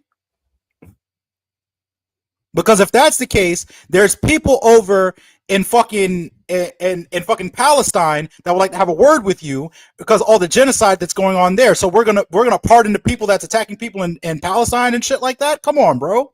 But then again, Chris Jericho is currently employed by a company, but that's Tony Khan's company. We're not talking about that. We're talking about this company here. Brock Lesnar, not taking nothing away from his legendary career, not taking nothing away from that. Because if that's the case, if we're going to overlook certain things, this is controversial, and I'm going to say it. If you're going to overlook that, Chris Benoit should be in the Hall of Fame. Yeah, he's a free Palestine. That's for sure. Exactly. So that's what I'm saying, bro. Look, I respect the comment. I understand what you're saying. Everybody wants to see Brock Lesnar, but if they're not gonna put certain people in this company because of their sexual allegations and things that allegations, not just sexual, any allegations. The only reason I don't know why Hogan is still around. The beer that they promoted. That's the only reason why. Even still, well, I know why he's around because Triple H pretty much set him up for failure. Triple H was like, "Yeah, go out there, man. They still love you." Trips is petty, and he knows that. Trips is petty. He did that on purpose. Right. Trips did that on purpose because he was supposed to be at Saturday's main event last night, and they took him off at the last minute. So we'll be here forever talking about Benoit. Right. So, I'm not getting it. I'm not touching that. I'm not touching that. We're not touching that. So I'm not touching that. So basically, to close out, as far as our predictions are for the Rumble so far, we got Cody Rhodes retaining the WWE Championship, Punk winning, Bianca winning, and we got DIY retaining the Tag Team Championships. That's the only 4 matches so far. Yeah. I don't know if they're gonna add a 5th match. Not because the Royal Rumble match is like an hour each, so this is probably just that, and then those 2 matches. Oba, I wouldn't. You know what? Ooh. Put Oba Femi in the Rumble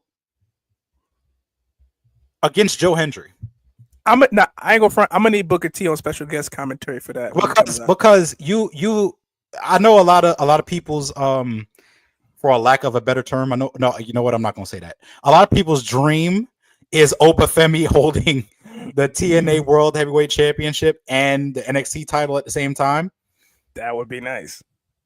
Have him in the ring with Joe Hendry. That would be nice. And just and you could just be like, you have something I want. That's it. Pretty much. Just tease it.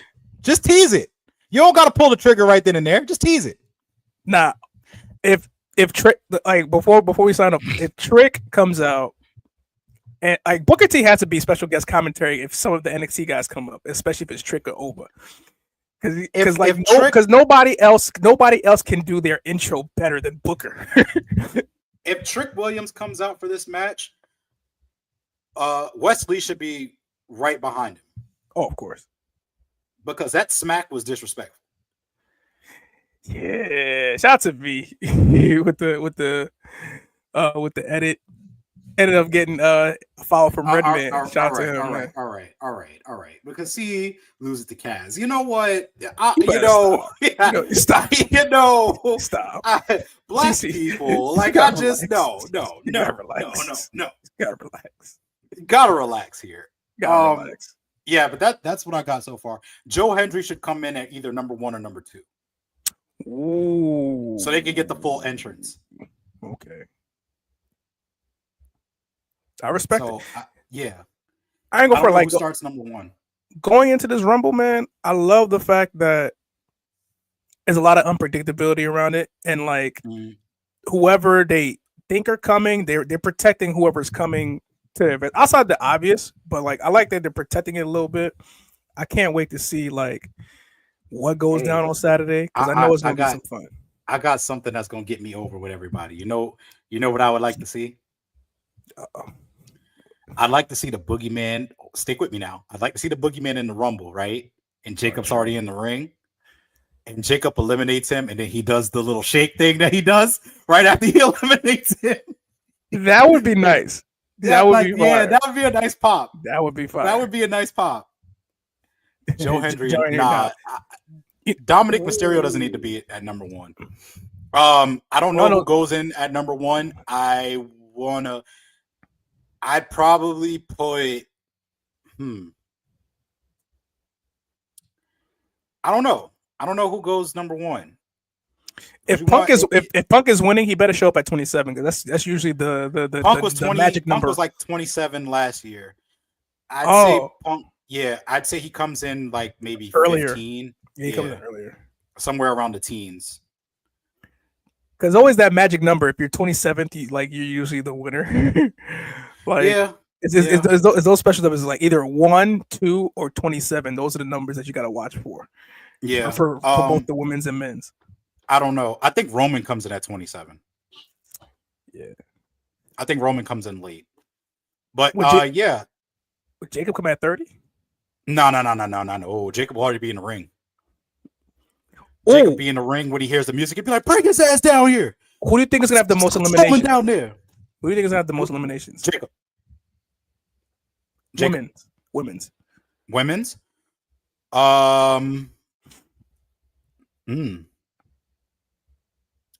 Nia Jax. Could probably take a title. Nia wouldn't be bad. Nia's not a bad choice. She does have the most eliminations currently. She has a record. I think Bianca's right behind her. She wants to break it. Yeah, so I you know what? I'm gonna go with the rookie. If Lash Legend is in it, Lash. I respect that choice. I'm gonna go with Lash. I got a lot of faith in her. First of all, fuck Muth. And second of all, I know Eric. Breathe. Okay. Dude. I don't know you like that, man. I appreciate you being on the show, but you are tap dancing on all of the wrong feelings because you don't like Raquel. Raquel? I literally watched her botch her own return live and in color, in person. No, absolutely not.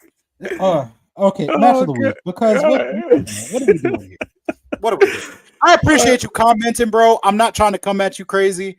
You know, hey, come back next week, have a drink, chill with us. Yes, I appreciate you, honestly, from the bottom of my heart. We'll be putting up 2 episodes this weekend. One for the Saturday live show. Raquel Rodriguez? Yeah. No. All right. Let's not keep it PG. What's the match of the week, brother? Oh God. That just Men's Royal Rumble 2001. Stone Cold becoming a 3-time winner. That was one of the best ones too. Yeah, like that sets up probably the best WrestleMania to date of all time. Yeah. WrestleMania 17. Yeah, that's pretty much in the lieu of, if you guys don't know, let me get a little closer. For anyone who has Apple Music or Spotify, Disturbed has put out Glass Shattered. They re-recorded it and put it out there. Go add that to your playlist, please, because we all know that is the best Steve Austin theme. By far. Even though he didn't use it for the Rumble. He didn't use it up until I think WrestleMania 17. But that is the best Austin theme. By far. By far. By far. But All that's right, actually the Rumble I'm getting ready to watch after we get off of here too. That's a fact. All right, man. Special shout outs to everybody in the chat. Shouts out to GC. Shouts out to BK Matt, who will be back next week for our watch party show next week for the Royal Rumble. We'll also have a reaction show and a special guest next week, Megan Embers, on the show coming up soon. I'll probably check out Megan Embers. Check her out. Hold on, wait a minute. Let me pull up her socials if she doesn't mind me sharing her socials. But if you go on the Twitter machine, her at name is at I am Megan Ambers. You need a drink. I do need a drink. I do, because let me tell you something. I'm in no mood. We have been bamboozled, hoodwinked, led astray, run amok like Raquel Rodriguez. And you know what? And I've said this on this show too, because I'm trying to be nicer. Because I realize, we have reached a certain level of audience, especially among the talent. I don't hate Raquel Rodriguez as a person. Nah, I'm pretty sure she is a sweetheart. I hate her as a character. No. Just no. We got to go back to the drawing board on that one. But I am Megan Ambers on Twitter if you want to go follow her. Yes. She is the writer of bodyslam.net, so check that out. Host of Wrestling Republic. Yes, she is on Revolt TV and also with the Source. So check her out. A lot of credentials. She'll be on the show. And it was that take was so hot, it's a flaming Cheeto. But yeah, so check her out. She will be on the show. We're gonna set that up for you guys. If you haven't seen last week's show with Marks with Mikes, check that out as well. Yes, that was a good time we had last week. That was a good time with those good brothers there. Yeah, if we don't really have anything planned for February. February is salami, eggs, and bacon, Black History Month. Maybe. So we might. I don't know, but check us out. It's been a while since we had a cookout, so like if you're we might have to open up a grill and let people come in and have a good time on the cookout.